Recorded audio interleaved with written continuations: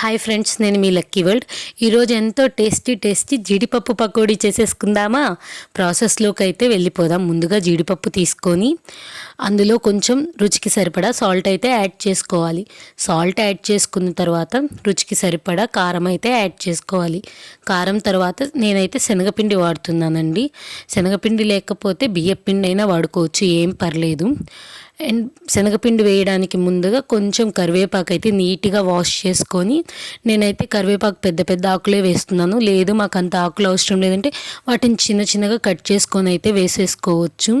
ఇందులోకి కొంచెం అల్లం పేస్ట్, వెల్లుల్లి పేస్ట్ నేను విడివిడిగా పట్టుకొని అయితే వేసుకుంటున్నాను.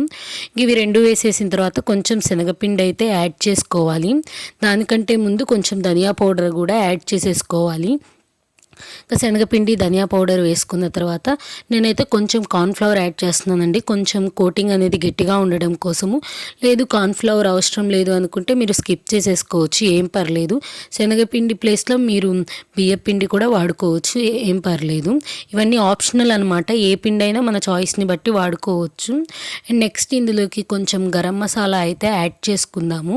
గరం మసాలా చూసి వేసుకోండి, ఎందుకంటే ఘాట్ ఎక్కువగా ఉంటుందన్నమాట. ఇప్పుడు ఇందులో కొంచెం వాటర్ పోసుకొని కొంచెం థిక్ పేస్ట్ లాగా వచ్చేలాగా కలుపుకోవాలన్నమాట. ఇప్పుడు నేను చూపిస్తాను చూడండి. ఆ విధంగా అయితే కలుపుకొని కొంచెం జీడిపప్పు కోటింగ్ ఉంటే సరిపోతుంది. చూపించాను కదా, ఇలా కలుపుకొని ఒక 10 మినిట్స్ పాటు పక్కన పెట్టుకొని కొంచెం ఆయిల్ బాండీలో వేసుకొని ఒక మీడియం ఫ్లేమ్లో బాగా హీట్ వచ్చేంత వరకు నూనెని వేడి చేసుకోవాలి. నూనె బాగా వేడైన తర్వాత మన జీడిపప్పు ఉంది కదండి, అది విడివిడిగా ఒక్కొక్కటి అంటుకోకుండా ఇలా విడివిడిగా అయితే వేసుకోవాలి. వేసుకున్న తర్వాత అవి మీడియం ఫ్లేమ్లో ఉంచుకొని గోల్డెన్ బ్రౌన్ కలర్ వచ్చేంత వరకు బాగా వేగేంత వరకు వేపుకోవాలండి. హై ఫ్లేమ్లో ఉంచి వేపుకుంటే ఏంటంటే మనకి కోటింగ్ అనేది మాడిపోతుంది, జీడిపప్పు అనేది సరిగ్గా వేగదు. చూసారు కదా, మీడియం ఫ్లేమ్లో ఉంచుకొని వేపుకునేసరికి మన జీడిపప్పు పకోడీ అయితే రెడీ అయిపోయింది. దీని మీద కొంచెం 4 పచ్చిమిర్చి కూడా వేసుకోవచ్చు. Thanks for watching my videos.